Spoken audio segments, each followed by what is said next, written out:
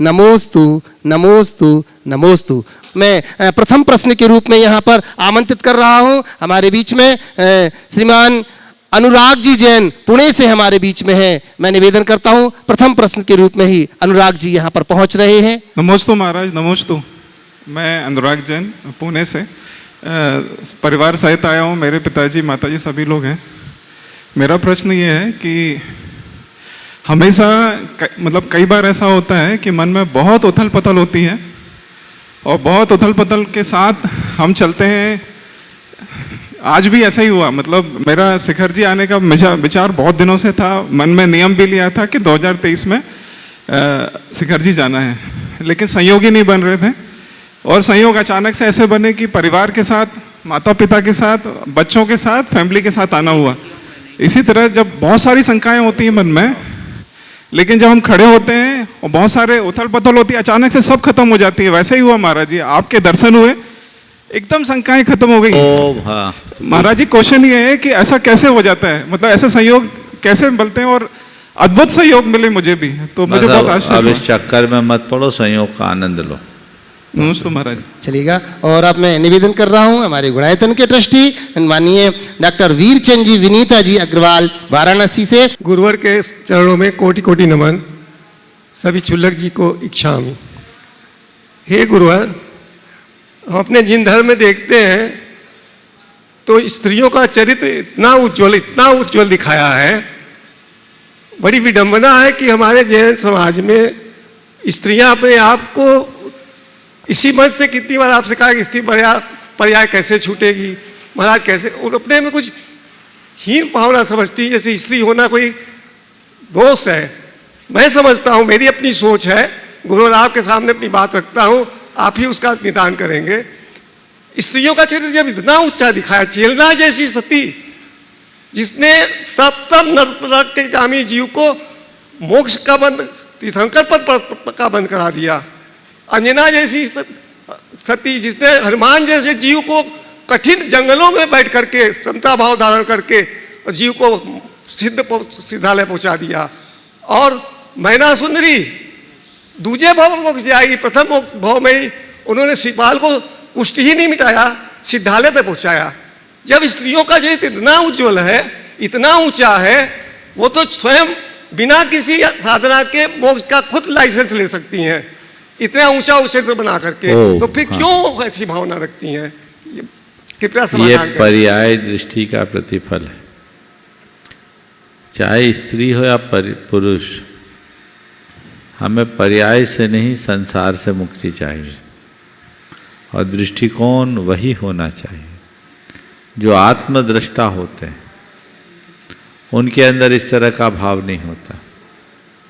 लेकिन जो उस आत्मबोध से शून्य होते हैं, उनके अंदर ये दुर्बलताएं आ जाती हैं, क्योंकि पर्यायगत कुछ दुर्बलताएं ऐसी है जो मनुष्य को कहीं न कहीं सालती, और वह उसको एक प्रकार की हीन भावना से ग्रसित करती है। हमें देह दृष्टि न रखकर आत्मदृष्टि रखना चाहिए। नमस्ते गुरु, नमस्ते। लीजिएगा। निवेदन कर रहा हूं मैं आदित्य जी मुकीम कोलकाता से, और इसके बाद तैयार रहेंगे भैया शुभेंदु जी ललितपुर से। नमस्ते नमस्ते नमस्ते गुरुदेव। प्रश्न थोड़ा सा लंबा है, लेकिन क्षमा करें, मुझे बहुत दिनों से सोचा हुआ था ये पूछने का। मैं 3-4 बार ट्राई भी किया, लेकिन कभी पूछ नहीं पाया। गुरुजी, किसी जीव के साथ गलत कर्म या पाप कर्म करने से हम पर पाप चढ़ता है, हमारा कर्म बंधन होता है, और फलस्वरूप आने वाले समय में या आने वाले किसी भव में वह जीव भी हमारे साथ समान अनुपात में गलत कर्म करता है, जिससे हमारा इस भव में किया हुआ पाप कर्म कट जाए। परंतु अभी तक वह जो जीव है कर्म बंधन रहित है, उसने अभी तक हमारे साथ कोई गलत कर्म नहीं किया है। बावजूद इसके मैं उसके साथ गलत या पाप कर्म करने के लिए कैसे स्वतंत्र हूँ? उस निर्दोष और कर्म बंधन रहित जीव के साथ पिछले भव में कुछ भी गलत क्यों हो रहा है? मैंने अभी जो इस भव में है वो गलत क्यों हो रहा है? वो फ्यूचर में तो मेरे साथ गलत कर सकता है, लेकिन अभी मैं उसके साथ गलत क्यों करूं? अभी तक तो उसने कुछ गलत नहीं किया है। सवाल की गहराई ये है गुरुदेव कि निगोद से उत्पन्न हुए कर्म रहित जीव के साथ पाप और पुण्य कैसे जुड़ जाता है? जब उस जीव ने पूर्व में कोई भी कर्म बांधे ही नहीं है, तो दूसरे उसके साथ अच्छा या गलत कार्य करने के लिए कैसे स्वतंत्र हैं? गुरुदेव, 2 उदाहरण और थोड़ा सा 1 मिनट और लूँगा। महावीर भगवान के जीव में पूर्व भाव में राजा रहते हुए खोलता हुआ गर्म शीशा अपने सेवक के कानों में डलवाया था। गुरुदेव ये श्वेतांबर परंपरा से ही है, लेकिन फिर भी मैं एक एग्जाम्पल के लिए, और वह सेवक मर गया, जिसके कारण तीर्थंकर के भाव में उसी सेवक का जीव ग्वाला बनकर महावीर के कानों में कील ठोकता है। यहाँ प्रश्न है, उस पूर्व भाव में उस निर्दोष और कर्म बंधन रहित सेवक के जीव में गर्म खोलता हुआ शीशा क्यों पड़ा? उसने तो कोई भी पूर्व भाव में गलत कर्म नहीं बांध रखे थे। और गुरुदेव एक छोटा सा आशय समझ गया। और मैं एक और उदाहरण, ये पार्श्व भगवान के जीव में, माने पार्श्व के जीव ने कोई गलती की थी, मैं वहीं आ रहा हूँ। कमट को, गुरुदेव एक मिनट और लूंगा बस। पार्श्व के जीव ने क्या कोई गलती की थी कमट को समझाकर कि लकड़ी न जलाया जाए जिससे नाग नागिन की हिंसा न हो? अगर पार्श्व ने कोई गलती नहीं की थी, कोई कर्म बांधने लायक कृत्य नहीं किया था, तो कमठ ने देव बनकर पार्श्व को इतने उपसर्ग क्यों दिए? यहाँ प्रश्न यह है कि कर्म बंधन क्या कर्म करने वाले पर निर्भर नहीं करता, बल्कि कमठ तुल्य उस जीव की समझ पर निर्भर करता है जिसके साथ वह कर्म किया जाए? देखिए, बहुत लंबा प्रश्न है और इसका सार केवल एक ही है कि हम लोग कर्म सिद्धांत को समझने में चूक गए। प्राय ऐसा कहा जाता है, कहा क्या जाता है, एक आम धारणा है कि हम जो करते हैं उसी के अनुरूप सब कुछ होता है, और हम लोगों का एक दूसरे के साथ भावांतरों तक वैर बनता है। जैसा हम करते हैं वैसा ही हमें भुगतना पड़ता है। ये बहुत सामान्य कथन है। हमारे जीवन में जो कुछ भी घट रहा है वो हमारा किया हुआ तो है ही, पर जो कुछ है वो हमारा कृत कर्म ही है, ऐसा सही नहीं है। बहुत सारी चीज़ें ऐसी हैं जो संयोग से हमें मिलती है। आपने पार्श्वनाथ भगवान का उल्लेख किया। 10 भाव में पार्श्वनाथ भगवान ने कोई पाप नहीं किया, समझ गए? 10 भाव में मरुभूति से लेकर पारसनाथ तक पारसनाथ भगवान ने कोई कर्म नहीं किया, बल्कि कमठ के मन में उनके प्रति गलतफहमी हुई। वो गलतफहमी के कारण अपने हृदय में द्वेष की गांठ बांधा। पार्श्वनाथ भगवान का जीव तो मरुभूति तो उनसे क्षमा मांगने के लिए गया था, लेकिन उस घड़ी में उनको पत्थर पटक करके हत्या कर दी। और ऐसा एक बार नहीं, 10 भाव तक चलता रहा। हर बार कमठ के जीव ने उन पर अटैक किया, उसका पतन हुआ, और पार्श्वनाथ भगवान के जीव ने उसको सहन किया, उनका उत्थान हुआ। चला, अगर हम कोई कृतकर्म की दृष्टि से देखें तो ऐसा कुछ भी नहीं दिखता, पर ऐसा संयोग बना और उनकी क्षमता, अपनी क्षमता के बल पर उनने उस कर्म का क्षय किया और केवल ज्ञान प्राप्त कर लिए, भगवान बन गए। तो इसको एक संयोग के रूप में देखना चाहिए, समझ रहे हैं? तो हमने आज हमारे साथ किसी ने चीटिंग की, तो कोई जरूरी नहीं कि हमने अतीत में उसके साथ चीटिंग की होगी इसीलिए वो चीटिंग कर रहा है। हमने ऐसी परिस्थितियां निर्मित की, ऐसे संयोग बन गए, हमने कुछ बेवकूफ़ी की, हम कोई लालच में फंसे, हमने जल्दी कोई विश्वास कर लिया, इससे हम चीटिंग के शिकार हो गए, समझ गए? तो ये जो कहा जाता है कि हम जैसा करते वैसे भरते, सब कुछ रिटर्न होता है। जो हम करते वो तो भुगतना पड़ता है, पर जो नहीं करते वो भी भुगतना पड़ता है। संयोग, क्योंकि कर्म अपना फल द्रव्य क्षेत्र काल भाव के अनुसार देता है, समझ गया? अभी आपका कोई पाप कर्म उदय में आने वाला नहीं है, पर गलत जगह चले जाओगे, गलत लोगों के साथ चले जाओगे, तो तुम्हारा पाप उदीरित हो जाएगा। तुमने कोई पाप नहीं किया, अतीत का कोई पाप का उदय नहीं है, पर किसी आतंकवादी से दोस्ती करके उसके साथ घूमोगे तो जेल जाओगे कि नहीं जाओगे? बोलो, जाओगे ना। तुम्हारा पिछला कोई रिकॉर्ड नहीं, लेकिन इतना सब कुछ होने के बाद भी अब तुम क्यों गए? कर्म कैसे? बिना कर्म के तो गए नहीं, तो कर्म कहां से आया? गलत द्रव्य, गलत क्षेत्र, गलत काल और गलत भाव के प्रभाव में तुम्हारा पुण्य भी पाप में परिवर्तित हो गया, या जो कर्म नहीं आना था वो भी आ गया, संयोग बदल गए। समझ गए? तो ये चक्र चलता है। हमारे जीवन में जो घटता है वो कर्म के निमित्त से होता है, ऐसा पूरी तरह सही नहीं है, ये सत्यांश है। उसमें कर्म का पुट तो होता है, पर केवल कर्म का ही पुट नहीं होता। कर्म के साथ काल है, दैव है, भवितव्य है, पुरुषार्थ है, बहुत सारी चीजें जुड़ती है, तब किसी कार्य का संपादन होता है। समझ गए ना? तो मैं समझता हूँ बात अब स्पष्ट हो गई होगी। इतने जितने भी उदाहरण उनमें वो सब चीज़ें वैसे जुड़ेगी। तो महाराज जी आज आपने तो हमें एक कन्फ्यूजन कर दिया, नया कन्फ्यूजन कर दिया कि अभी तक तो हम अपने मन की क्षमता रखने के लिए यही सोचते थे कि हमने उनके साथ बुरा किया होगा इसलिए आज हमारा बुरा हो गया। तो अब तो हम बिना बुरा किए भी हमारा हो सकता है, तो फिर हम तो हमारा कोई बुरा करे तो हम उसके बुरा करने में तुल जाए, ऐसा मत सोचना। जब बिना बुरा किए भी हो सकता है तो बुरा करने में तो पक्का होगा। समझ गए ना? जब पारसनाथ भगवान के भावों को देखो, एक हाथ से ताली बजती रही, बजी ना, तो दोनों हाथ मिलेंगे तब तो पता नहीं क्या होगा। तो क्या करो, अपने मन को समाधान देने के लिए जब तुम्हारे साथ ऐसा कुछ घटे तो ये सोचो ये मेरे कर्म का उदय है, हुआ है, कर्म का उदय है।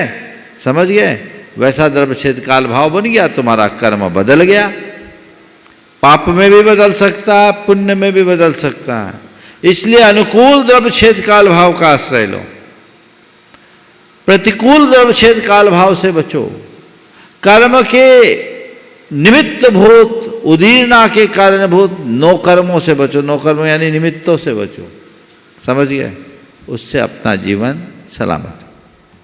चलिएगा, शुभेंद्र जी ललितपुर से। नमोस्तु गुरुवर।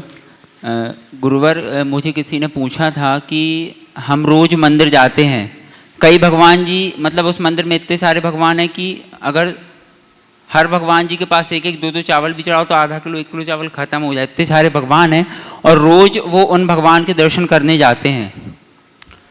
और फिर जब रात में जब घर आते हैं तो सोते हैं, आंख बंद करते हैं तो उन भगवान का दिखना कभी विधान होते हुए दिख रहा, कभी शांति धारा होते हुए दिख रही है।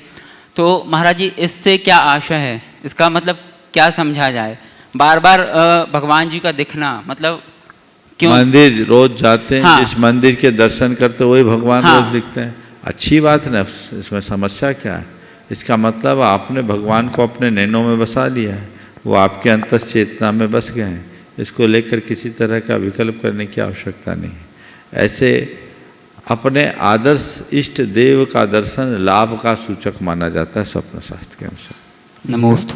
निवेदन कर रहा हूँ श्रीमान अभय जी चंदनवाला जीवन गांव वाले। गुरुवर के चरणों में त्रिवार नमोस्तु नमोस्तु नमोस्तु। शुल्लक महाराज जी लोगों के लिए इच्छामी इच्छामी इच्छामी। गुरुवर, 3 बातें बहुत महत्वपूर्ण संसार में लगती हैं, समय, विश्वास और संबंध। इन तीनों में कीमत का कोई लेवल तो नहीं होता, यानी कोई कीमत पता नहीं चलती कितनी है, लेकिन हम सब जब उन्हें खो देते हैं तभी हमें इन सब की कीमत का एहसास होता है। गुरुवर, हम कैसे इन तीनों में सामंजस्य बनाकर अपने जीवन को संरक्षित कर सकें? बिल्कुल सही बात है। समय, विश्वास और संबंध तीनों कीमती है, पर हमें इनकी कीमत का एहसास तब तक नहीं होता जब तक हम इन्हें खोते नहीं। आपने पूछा है कि इन तीनों में हम समन्वय बना करके कैसे चले। मैं तो एक ही बात कहूँगा, जिनने समय, विश्वास और संबंधों को खोया है उनके जीवन में झांक कर देख लो और उनसे सीख ले लो, और दूसरी तरफ उनको देखो जो समय, विश्वास और संबंध को निभा करके चलते हैं, उनके जीवन को देख लो और सीख ले लो। यदि ये दोनों सीख हम अपने जीवन में लेते हैं तो हम अपने जीवन में इनकी उपेक्षा सपने में भी नहीं कर पाएंगे। हम लोग प्रायः इनकी उपेक्षा कर देते हैं, और दूसरों की बात जानने दीजिए, हम अपने खुद के जीवन में भी अपना समय, विश्वास और संबंध की कई बार उपेक्षा कर चुके हैं। अपने अतीत के अनुभवों को भी सामने रख करके चले तो हम अपने जीवन में व्यापक बदलाव घटित कर सकते हैं। नमस्ते महाराज जी। निवेदन कर रहा हूँ पूज्य लक्ष्मी स्वरूप सागर जी। नमस्ते महाराज जी। इच्छा भी महाराज जी। महाराज जी, जैसे अपने परिवार में कोई माता पिता बन गए तो वे छोटे बड़ों के पैर पड़ सकते कि नहीं? ये बताओ, पंचकर्या के में माँ बाप बने कि पूरी जिंदगी में भगवान के माँ बाप बने? अगर भगवान के माँ बाप बने तो फिर बच्चे के माँ बाप बनना बंद करो। अरे भाई, वो तो पंचकर्या के निमित्त बने थे, बाकी रिश्ते नाते तो अपनी जगह उनका निर्वाह होना चाहिए। व्यवहार बिगाड़ दोगे तो कैसे काम चलेगा? हाँ, अभी तुमने दीक्षा थोड़ी ली। ये सब चीज़ें कहीं ना कहीं अति दिखती है।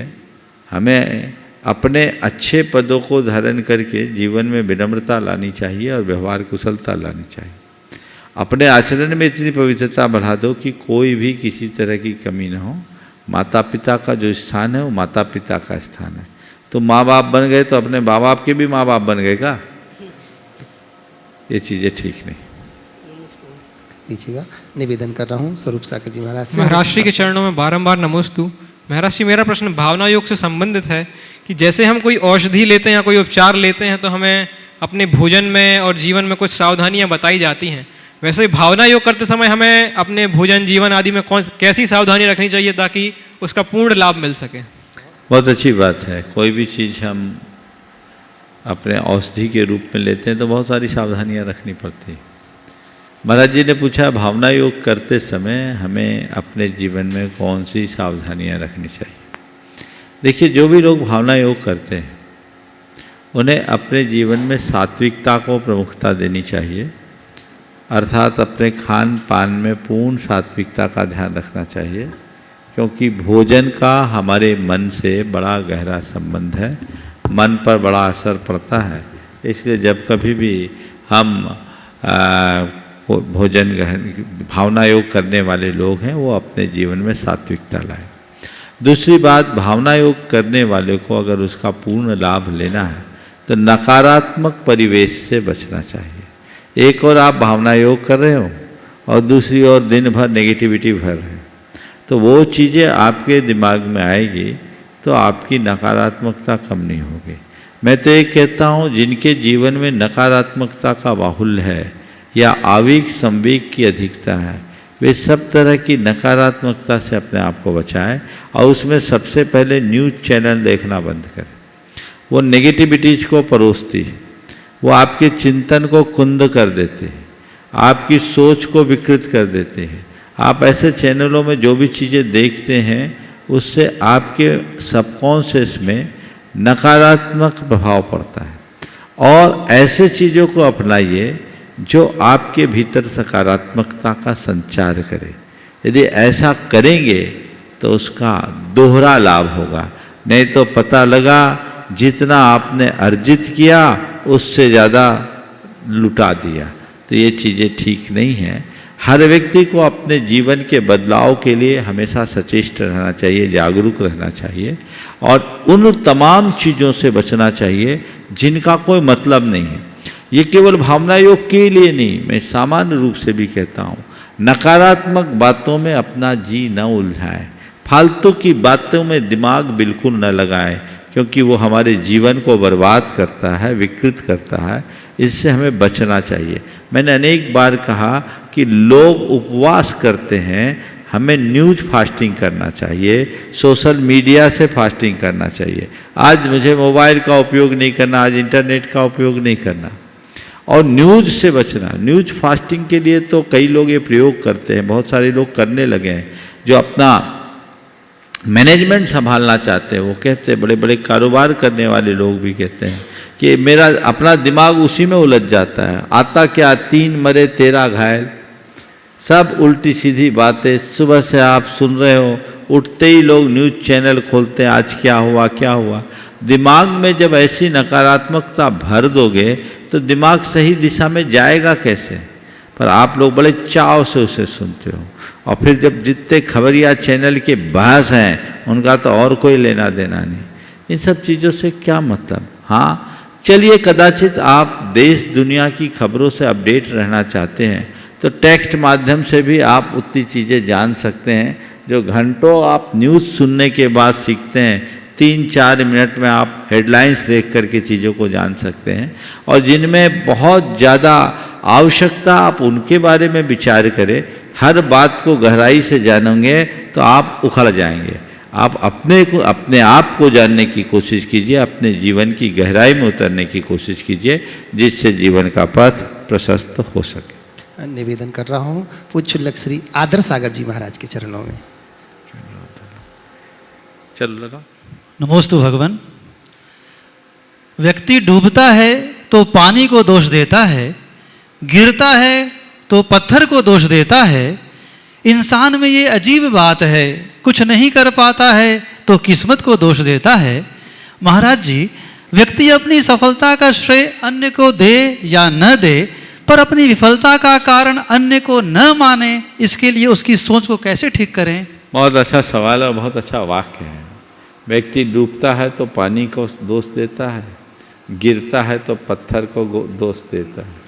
व्यक्ति हमेशा अपनी सफलता का श्रेय खुद को दे या न दे, विफलता का श्रेय दूसरों को जरूर देता है। हम अपने आप को विफलता के श्रेय को भी हम खुद ले सके, इसके लिए क्या करें। हर व्यक्ति को 2 काम करना चाहिए। पहला, आत्मविश्लेषण करने की क्षमता विकसित करनी चाहिए। अपनी खूबियों और खामियों की छानबीन करनी चाहिए, और कोई भी कमी कोई भी दोष हो तो उसे तुरंत स्वीकार भाव से जोड़ना चाहिए। उसको स्वीकार करने में तनिक भी संकोच नहीं करना चाहिए कि ये मेरी कमजोरी है, मेरे कारण हुआ। वो तब होगा जब हम अपने भीतर झांकेंगे। तो आत्म विश्लेषण, अपनी अंदर की समीक्षा हमारे जीवन में हमारी कमियों को आंकने में बहुत सहायक होगी, और उसकी तरफ हमारे लिए हमेशा दृष्टि रख करके चलना चाहिए। तो पहली बात हुई कि हम आत्म समीक्षा करके चलें, और दूसरी बात, हम कोई भी काम करें, गलती हो जाए तो उसको स्वीकारने के लिए तैयार हो जाए। परमुखापेक्षिता से बचें। जब हम परमुखापेक्षी बनते हैं तो हमेशा हमारा ध्यान दूसरों पर चला जाता है। वो परमुखापेक्षी बनने से बचना का एक प्रयास करना चाहिए। एक कारण और भी है, जो हम अपनी कमजोरी दूसरों पर थोपते हैं, वो हमारा अहंकार है। क्योंकि अहंकार हमें हमेशा अपनी गलती को स्वीकारने नहीं देता। जो मनुष्य अपने अहंकार को विलीन करता है, वो अपनी कमजोरी दूसरों पर नहीं खुद पर लेता है। वो कभी आरोप की बात नहीं करता, स्वीकार की बात करता है। तो हम आत्म समीक्षा करें, आत्मविश्लेषण करें, परमुखापेक्षिता से बचें, और अहंकार को कम करने की कोशिश करें, तो जीवन में ये बातें बहुत आसानी से घट सकेगी। निवेदन कर रहा हूँ पूज्य शुल्लक श्री चिद्रूप सागर जी महाराज के चरणों में। मुनि श्री के चरणों में कोटि कोटि नमोस्तु। महाराज जी, जब चतुर्थ काल में मुनिराज का आहार मुनिराज को श्रावक भक्ति भाव से आहार कराते थे, तो उनके यहाँ पंचाक्षर प्रकट होते थे। और आज भी ये देखा जाता है कि जो श्रावक बहुत उत्साह के साथ मुनिराज के आहारचर्या में लगे रहते हैं, उनको श्रद्धि भक्ति भाव से आहार देते हैं, तो उनकी भी धन संपदा, उनकी यश कीर्ति, उनके यहाँ भी उनको आनंद की सुगंध आती रहती है। तो क्या यह भी एक उसी पंचाक्षर का एक रूप है क्या? बहुत अच्छा सवाल। पुराणों में हमने पढ़ा है कि मुनियों के आहार आदि के अवसर पर, महामुनियों के आहार आदि के अवसर पर पंच आश्चर्य हुए। पंच आश्चर्य क्या है?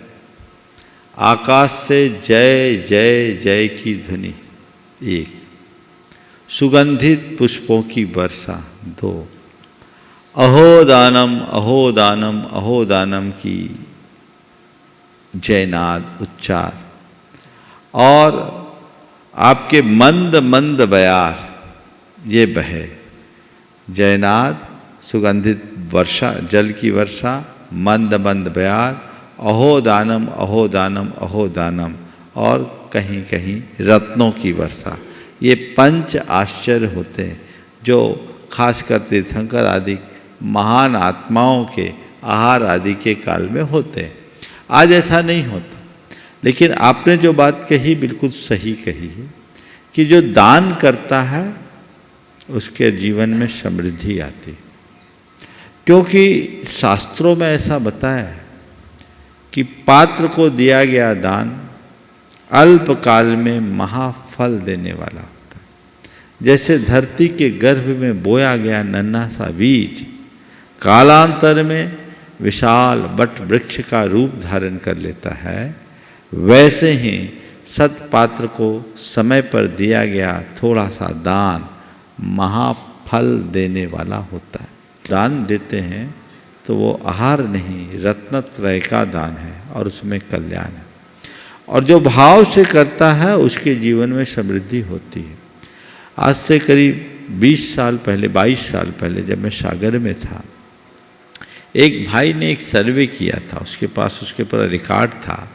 उसने 80 और 82 में परम पूज्य गुरुदेव जब सागर में थे तो उन घरों का विश्लेषण किया जिन घरों में आचार्य महाराज के आहार हुए, और उन आहार वाले घरों में उनने उनका विश्लेषण किया कि गुरुदेव के आहार से पूर्व उनकी सामाजिक, आर्थिक और पारिवारिक स्थिति क्या थी और उसके बाद क्या है। सबको देखा कि सब पनप गए। 80-82 में जो लोग, उसमें कई लोग थे, एक व्यक्ति ऐसा था जो हाथ ठेला चलाता था, वो करोड़पति हो गए। कई लोग, सब में समृद्धि आई है। और इसका उदाहरण पूरा बुंदेलखंड है।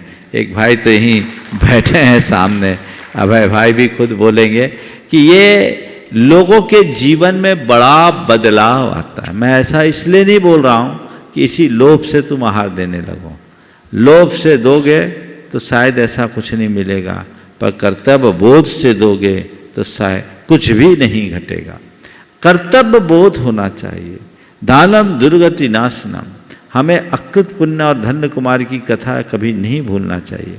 अकृत पुण्य इतना छीन पुण्य था कि उसके पास कुछ भी नहीं था, सब बर्बाद हो गया, दाने दाने को मोहताज था। लेकिन मुनिराज को एक बार आहार दान की अनुमोदना की उसने, दान भी नहीं दिया, दान तो उसकी माँ ने दी थी, और उसके बाद मुड़ कर नहीं देखा। धन्य कुमार बना तो उसका जीवन क्या, पूरे कुनबे का जीवन धन्य धन्य हो गया। तो वैसी स्थिति को हमें समझ करके चलना चाहिए। और अब मैं निवेदन कर रहा हूँ पूज्य चुल्लक श्री समादर सागर जी महाराज के चरणों में वंदन करते हुए। हे भगवान, आपके चरणों में कोटि से नमोस्तु। भगवान, दो बातें हैं, अणु और परमाणु। अणु और परमाणु, अणु से स्कंद की उत्पत्ति होती है, लेकिन वर्तमान में देखा जाता है कि इनको हिंसा का रूप दिया गया है। क्या का? हिंसा होती, इनसे जो वस्तु बनती है वो हिंसा की वो जंजी बनी हुई है, वर्तमान में देखा जाता है। जैसे अभी युद्ध हुआ था। तो आज प्रश्न हमारा ये है कि भक्तावर जी में जो अपना सूत्र आया है, ये शांत राग रुचि परमाणु विस्तम निर्मा पितस्ति भुवन एक दलाम भूत है तावंत एव खरु के तेप्य नव प्रतिव्याम यति समान न परम नैरूपम अस्ति। तो भगवान, वो कौन से परमाणु हैं जिन परमाणु से भगवान की देह हम इस प्रकार से इस स्तोत्र में गाते हैं? तो कौन से परमाणु भगवान इसका बहुत अच्छा सवाल किया है। अणु दोनों प्रकार की शक्तियों से संयुक्त है। अणु में जहाँ आकर्षण शक्ति वहीं विकर्षण शक्ति भी है। इलेक्ट्रॉन है तो प्रोटॉन भी है। उसमें जहाँ संपोषण की शक्ति है वहीं संहारकारी भी शक्ति है। आणविक शक्ति का, एटॉमिक पावर का जो इन्वेंशन किया था आइंस्टीन ने, अल्बर्ट आइंस्टीन ने, तो उसने संसार के विध्वंस के लिए नहीं किया था, संसार के निर्माण के लिए किया था। एटॉमिक पावर से एटॉमिक एनर्जी बने, और एटॉमिक एनर्जी आज भी दुनिया में बहुत अच्छा काम कर रही है, लेकिन उसी का प्रयोग अणु बम बनाने में भी लग गया। आइंस्टीन से जब उनके जीवन के अंतिम दिनों में किसी ने पूछा कि आपने एटॉमिक एनर्जी का इन्वेंशन किया, किस लिए किया? बोला मानवता के कल्याण के लिए। उनसे पूछा गया क्या आपको भरोसा है कि इसका उपयोग केवल मानवता के कल्याण के लिए होगा? बोले हाँ, जब तक मनुष्य का दिल और दिमाग दुरुस्त होगा। जब तक मनुष्य का दिल और दिमाग दुरुस्त रहेगा, आणविक शक्ति का प्रयोग केवल मानवता के कल्याण के लिए होगा। कहने का तात्पर्य यह है कि एक अणु में दोनों प्रकार की क्षमता है। दिया सलाई से दिया भी जलाया जा सकता है, तो आग भी लगाई जा सकती है, किसी की बस्ती को भी जलाया जा सकता है। स्थिति प्रयोगता के ऊपर निर्भर है। हमारे शास्त्रों में जो परमाणु हैं, परमाणु क्या जितने भी पुद्गल हैं, उनमें कई प्रकार की जातियां हैं, और वो अलग अलग रूप में परिणत हो सकती है। उनका अलग अलग परिणमन कराया जा सकता है, अलग अलग उपयोग भी हो सकता है। अच्छे परमाणु भी होते हैं, बुरे परमाणु भी होते हैं। अच्छे परमाणु अभ्युत्थान में कारण बनते हैं और बुरे परमाणुओं से पतन होता है। हमारे तीर्थंकर परमात्मा के संदर्भ में कहा कि हे भगवान, आपके शरीर की जो संरचना है वो साधारण परमाणुओं से नहीं हुई, शांत राग रुचि वाले परमाणुओं से हुई। अर्थात आपके शरीर में रहने वाले जितने भी परमाणु हैं बड़े शांत हैं और राग रुचि को मंद करने वाले हैं।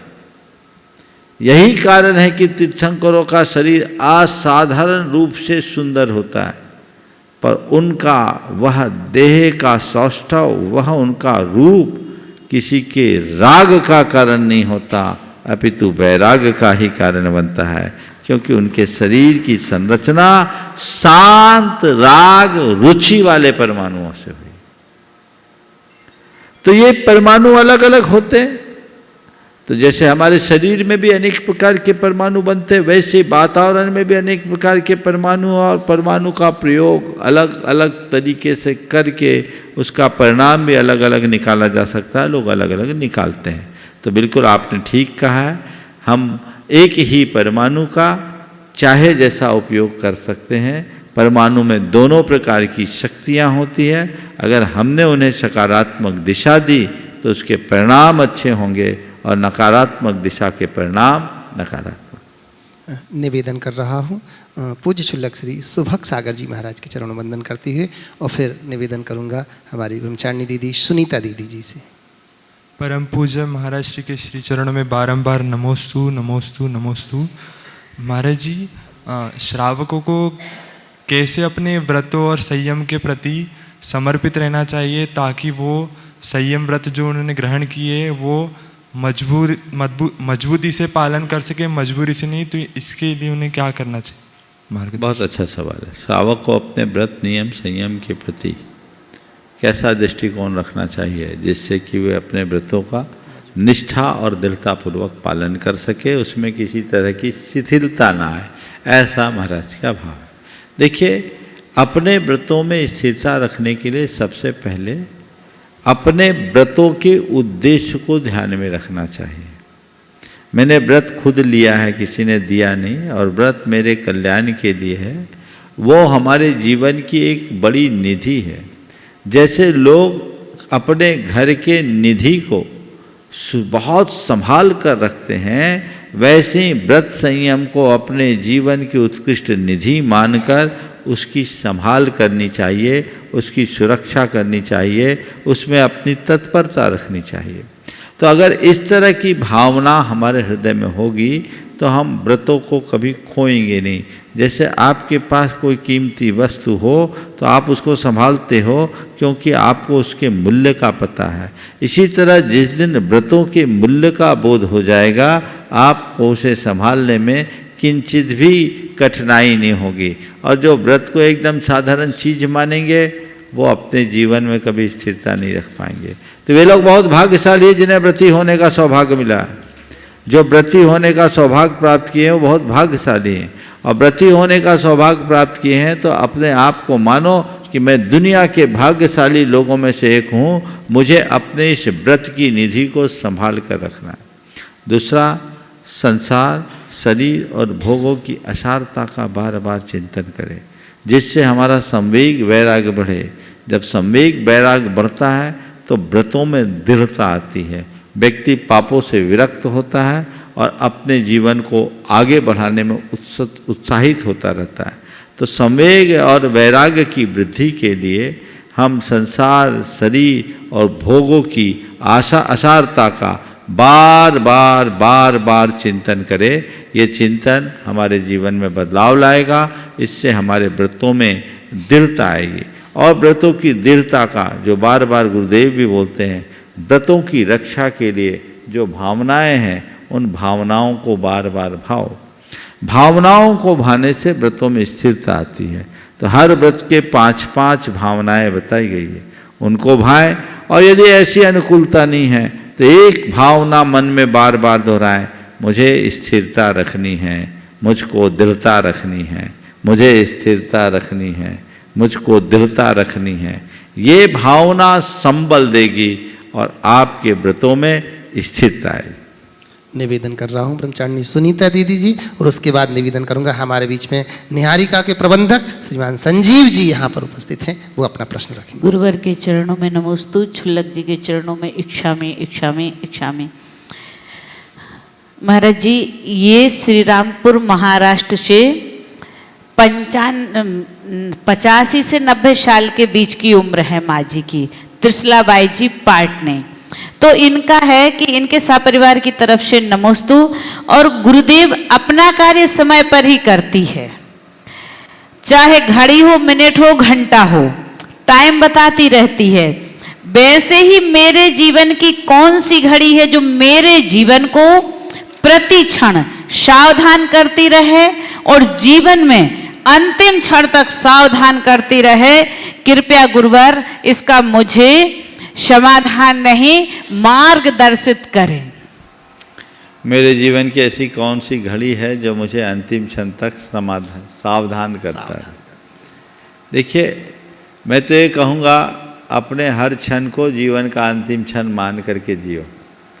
माँ जी त्रिशला जी मेरे ख्याल से विधान भी उन्होंने यहाँ कराया कुछ दिन पहले। आपके अनन्य भक्त हैं। विधान में आई थी और काफ़ी उनका योगदान भी है, गुणायतन से भी जुड़ी है। और जहाँ तक मुझे ध्यान है, यहाँ जिन प्रतिमा और मंडल भी उन्होंने स्थापित किया। अपने जीवन का उन्होंने बहुत अच्छा लाभ लिया है। अपने हृदय में ऐसी ही भावना और वैराग्य को जगा के रखें। और उम्र के इस पड़ाव में हर पल को अपने जीवन का अंतिम क्षण मान करके चलना चाहिए। क्या पता कौन सा क्षण मेरे जीवन का अंतिम क्षण बने, और किसी को यही पता नहीं कि मेरे पास जीवन के कितने क्षण बचे। तो इस बात को सामने रखते हुए जो अपने हृदय में दृढ़ता और स्थिरता रखते हैं, वे अपने जीवन को निहाल करते हैं। अब उम्र के इस पड़ाव में अंदर से दृढ़ता लानी चाहिए, अपने वैराग्य को बढ़ाने का प्रयत्न करना चाहिए, समाधि की उत्तम भावना भानी चाहिए। घर परिवार और धन संपत्ति का मोह घटाकर प्रभु और गुरु से अनुराग बढ़ाना चाहिए। आत्मा की तरफ दृष्टि जगाकर अपने आध्यात्मिक सोच को बढ़ाना चाहिए। ऐसा करेंगे तो उनका जीवन निश्चित तरेगा। यही भावना भाव कि मेरा अंत समाधि मरण पूर्वक हो। ये चाह रही हूँ कि कोई भावना योग के उससे कोई मुझे सूत्र मिले कि जिससे हम अपने आप में सजग रहें। बस एक ही बात, मुझे जागृत रहना है। हाँ। मुझे जागृत रहना है, ये भाव अपने अंदर लगा। निवेदन कर रहा हूँ निहारिका के प्रबंधक भैया संजीव जी हमारे बीच में हैं। और नमोस्तु महाराज जी, नमोस्तु नमोस्तु नमोस्तु। छुल्लक जी के चरणों में छामी। महाराज जी अभी ऑफिस में बैठा आपका एक प्रसंग सुन रहा था, वहाँ लाउड स्पीकर से कान में आवाज़ आई। अतीक अहमद के बारे में आप बता रहे थे, पाप और पुण्य के बारे में। तो महाराज जी मेरे जहन में बहुत दिन से एक सवाल घूम रहा है कि क्या लाखों करोड़ों आदमी का एक साथ पाप का उदय आ सकता है? क्या एक आदमी के पाप के चलते हजारों लाखों आदमी मारे जा सकते हैं? इसका उदाहरण मैं इस प्रसंग में दे रहा हूँ। अभी महाराज जी रशिया और यूक्रेन का एक युद्ध चल रहा है, रूस और यूक्रेन का युद्ध चल रहा है। उसमें दो महाशक्ति, एक महाशक्ति है, एक बहुत छोटी सी शक्ति है, और उसमें ये मान सकते हैं कि रूस की विस्तारवादी नीति है, उसको एडॉप्ट करना चाहता है। लेकिन उसमें क्या है महाराज जी, लाखों जनता, अभी तक लाखों आम नागरिक जिसमें छोटे बच्चे, बूढ़े बुजुर्ग मारे जा चुके हैं, और जो जान बचाए हैं महाराज जी वो बंकर में जाके छुपे हुए हैं। और अभी पूरा विश्व परमाणु युद्ध के कगार पे अटका हुआ है। पता नहीं कौन सा देश पहला परमाणु अटैक कर दे। तो अभी भारत में तो हम लोग एक विश्व गुरु बनने के चक्कर में, जो मीडिया बताती है, जो हमारे राजनेता वगैरह बताते हैं, तो महाराज जी मान लीजिए परमाणु युद्ध होगा तो भारतवर्ष भी अछूता नहीं रहेगा, क्योंकि महंगाई भी चरम पे जाएगी, क्योंकि हम लोग 70% डिपेंड विदेश पे हैं। और जो लाखों शॉर्ट में बोलो। हाँ महाराज जी, जो लाखों लोग मर रहे हैं महाराज जी, दो राष्ट्रीय अध्यक्ष की गलती से, तो इसमें पाप और पुण्य वो राष्ट्रीय वो जिंदा हैं और आम पब्लिक मर रही है। तो इस प्रसंग में कैसे देखो, बात को थोड़ा सा स्पष्ट करना पड़ेगी। सामूहिक पुण्य और सामूहिक पाप भी एक बहुत बड़ी बात है। हम लोग जो काम करते हैं, कई काम व्यक्तिगत रूप से करते हैं और कई काम सामूहिक रूप से करते हैं। जब किसी कार्य को हम व्यक्तिगत रूप से संपादित करते हैं तो उससे जुड़ा पुण्य पाप व्यक्तिगत होता है, और जब किसी अच्छे या बुरे काम को हम सामूहिक रूप से करते हैं तो उससे जुड़ने वाला पुण्य और पाप भी सामूहिक रूप से जुड़ता है। एक साथ हजारों लोग कोई धार्मिक कार्य कर रहे हैं, हजारों लोगों को पुण्य बंधेगा कि नहीं? बंधेगा। ये सामूहिक पुण्य का उदाहरण है। और एक साथ हजारों लोग युद्ध दंगा फसाद कर रहे हैं, हिंसा का काम कर रहे हैं, हजारों लोगों को पाप बंधेगा कि नहीं? सामूहिक पाप बंधेगा। तो जब हम सामूहिक पुण्य बांधते हैं तो उस पुण्य का भी सामूहिक रूप से उदय आता है, और पाप बांधते हैं तो उसका भी उदय सामूहिक रूप से आता है। कई बार इस तरह के सामूहिक कार्यों में कर्ता एक होता है मुख्य, और बाकी नीचे होते हैं। तो पुण्य और पाप में कर्ता की भूमिका सबसे महत्व होती है, बाकी की कम। तो ऐसे एक कर्ता दिख रहा है, बाकी पीछे उसका साथ देने वाले लोग थे जो आज उससे प्रभावित हो रहे। देखने में आ रहा है कि ये दो व्यक्तियों के बीच की लड़ाई है, पर पिस रही है पूरी प्रजा। अगर हम कर्म सिद्धांत की भाषा में बात करें, उस दृष्टि से विचार करें, तो ऐसा हम मान सकते हैं कि हो सकता है अतीत में इनका कोई ऐसा सामूहिक पाप हुआ होगा जो आज उदय में आ रहा है। ये तो एक बात हुई। पर अभी जैसा थोड़ी देर पहले मैंने कहा था कि कर्म ऐसे ही फल नहीं देता, द्रव्य छेद काल भाव के कारण देता है। अब किसी देश का मुखिया नायक जिसके हाथ में पूरा शासन हो, उस व्यक्ति के निर्णय पर पूरे देश का निर्णय प्रभावित होता है।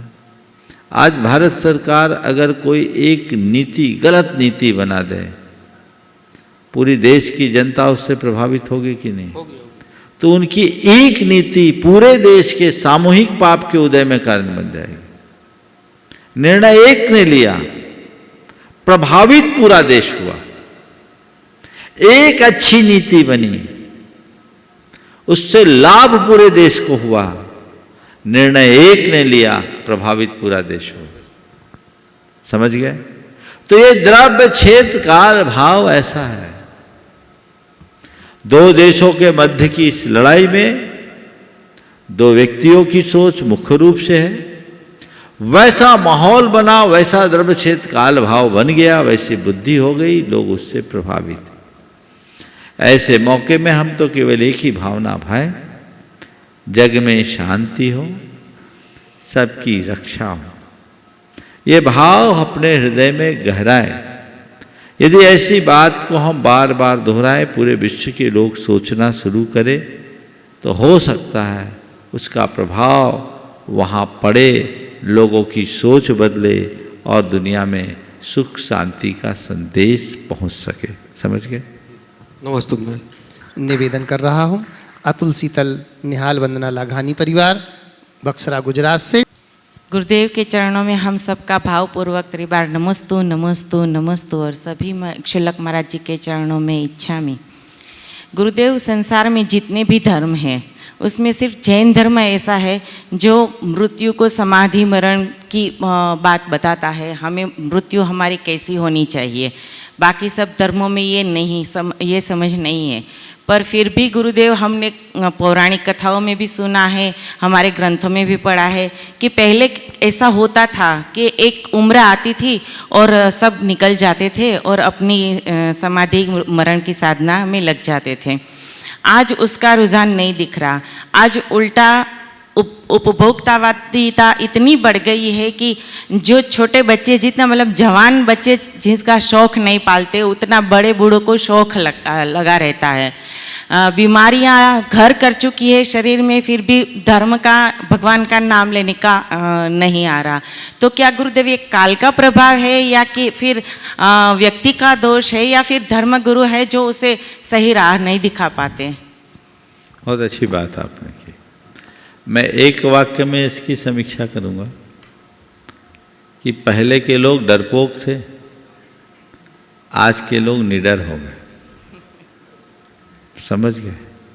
जिनको डर था, जिनको पाप से डर था, जिन्हें संसार से डर था, वो संसार से मुक्ति का रास्ता चुनते थे, त्याग, संयम, साधना और समाधि का रास्ता चुनते थे। आज के लोग बड़े निडर हो गए। उनको लगता है कि मरने के बाद क्या होगा, हमारा तो स्वर्ग में सीट पक्के तौर पर सुरक्षित है। वो निर्भय है, निश्चिंत है। उनकी इस निडरता ने उन्हें पाप में रत कर दिया, उनकी बुद्धि को उसमें रमा दिया। जब तक व्यक्ति के हृदय में पाप का डर नहीं जन्मता, तब तक वो सन्मार्ग में स्थिर ही नहीं हो सकता। तो चाहिए कि लोगों के हृदय में पाप से भीति हो। आपने पूछा काल का दोष है या गुरुओं के उपदेश की कमी। एक और बोला था, 3 बोला था ना, हमारे कर्म ऐसे हैं। कर्म ऐसे। मैं कहूँगा न काल का दोष है, न कर्म ऐसे हैं, न गुरुओं के उपदेश में कमी है। ये तो लोगों की बुद्धि का परिणाम है। आज लोगों की बुद्धि उल्टी हो गई और इस बुद्धि के पीछे हम कदाचित आज के परिवेश को कारण मान सकते हैं। आज पूरा परिवेश ऐसा बन गया, उस परिवेश ने लोगों की सोच को ऐसा विकृत बना दिया और सोच विकृत होने के परिणाम स्वरूप हम सब रोज देख रहे हैं ये सब हो रहा है। आज ऐसे काल में भी वो लोग हैं जो संयम, साधना और समाधि के रास्ते पे लगे। अगर काल ही कारण होता तो सबका कारण होता। तो जिनकी बुद्धि निर्मल है वे ही धर्म में स्थिर होते हैं और जिनकी बुद्धि विकृत है वो पाप में मग्न होते हैं। भगवान से एक ही प्रार्थना करें, हे प्रभु मेरी बुद्धि निर्मल बनी रहे और मैं अपने आप को पाप मग्न होने से बचा सकूं। नमोस्तु गुरुदेव। नमोस्तु। जीत जैन भोपाल से। जी नमोस्तु। सभी क्षुल्लक महाराज जी को मेरा और मेरे परिवार से एक क्षामी। महाराज जी, मेरा प्रश्न ये है कि हम लोग ऐसा क्या करें कि हमें रिजल्ट से डर ना लगे। जैसे अभी मैंने 10th बोर्ड एग्ज़ाम के पेपर दिए, मेरे को भरोसा है कि मेरे अच्छे मार्क्स आ जाएंगे, पर तब भी रिजल्ट का सुन के मेरे को डर लगता है। तो मैं ऐसा क्या करूँ कि मेरे को रिजल्ट से बिल्कुल डर ना लगे और मैं उसका फेस कर सकूँ अच्छे से। बहुत अच्छा सवाल है। तुम्हारा ही नहीं, तुम्हारे जैसे बहुत बच्चों का। रिजल्ट से डरने का क्या काम? जब मैंने पेपर दे दिया, अच्छे से पढ़ाई किया, तो डरने का काम क्या? जो ढंग से पढ़ते हैं उन्हें डर नहीं लगता और जो फांकी मारते हैं उनको डर लगता है। जब तुमने पढ़ाई अच्छा किया ना, पेपर अच्छे से लिखा ना, तो डरने का क्या काम? जो मैंने लिखा है वही आएगा। इसलिए अपना कॉन्फिडेंस बढ़ाओ और मन लगा करके पढ़ो, डर बिल्कुल नहीं लगेगा। और रिजल्ट से डरने से क्या होगा कि रिजल्ट बिगड़ ना जाए। रिजल्ट तो केवल डिक्लेयर होना बाकी, वैल्यूएशन तो हो चुका, अब बदलाव थोड़ी होने वाला है। मैं उन लोगों से बोलता हूँ जिनको अपने रिजल्ट को लेकर के शंका है, वो ये मान करके चले कि मैंने अच्छा लिखा है तो मुझे अच्छा रिजल्ट आएगा। और दूसरा वे लोग जिनका किसी वजह से रिजल्ट बिगड़ता हो, वो घबराए नहीं कि आज मेरा रिजल्ट बिगड़ा है, कोई दिक्कत नहीं, मैं अगले साल मेहनत करूंगा और जिसमें रिजल्ट बिगड़ा है उस पर पूरा फोकस करूंगा, रिजल्ट सुधार लूँगा। ऐसा थोड़ी है कि एक बार रिजल्ट बिगड़ गया तो जीवन ही बिगड़ जाएगा। रिजल्ट तो केवल इसलिए निकाला जाता है ताकि लोग उससे सीख ले और भविष्य में सुधार करके अपने जीवन को आगे बढ़ाने का उपक्रम करे, इसलिए रिजल्ट देखा जाता है। इसलिए घबराना नहीं, रिजल्ट में क्या होगा, अच्छा होगा या बुरा होगा। अच्छा होगा तो और अच्छा है, और अच्छा करने की कोशिश करेंगे, और रिजल्ट बिगड़ गया तो आगे संभाल लेंगे, उसकी समीक्षा करेंगे, क्यों बिगड़ा, कैसे बिगड़ा, हम उसको देखेंगे, मन लगा करके पढ़ेंगे तो जीवन आगे बढ़ेगा। मैं अपना एक उदाहरण देता हूँ। मैं तीसरी क्लास तक पढ़ता नहीं था,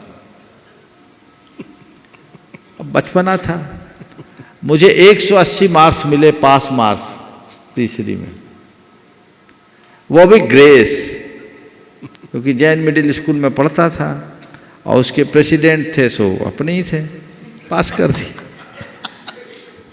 अब पास कर दिया तीसरी में, लेकिन इससे मेरे मन को झटका लगा कि अगर ऐसे पास होऊंगा तो आगे कैसे होगा। उस एक घटना ने मुझे मोड़ा और फिर मैंने मन लगा करके पढ़ना शुरू किया। दिमाग तो तेज था ही, मन नहीं लगाता था। अब पढ़ाई में मन लगाने लगा तो पीछे मुड़ के नहीं देखा, आज आप सब सामने। तो सभी से मैं कहूंगा कि अच्छा हो तो मत घबराओ, बुरा हो तो मत घबराओ, अपना मन लगाओ, मन लगाकर पढ़ाई करोगे तो जीवन में आनंद ही आनंद आएगा। समय आप सबका हो गया, कुछ सूचना के साथ यहीं पर विराम।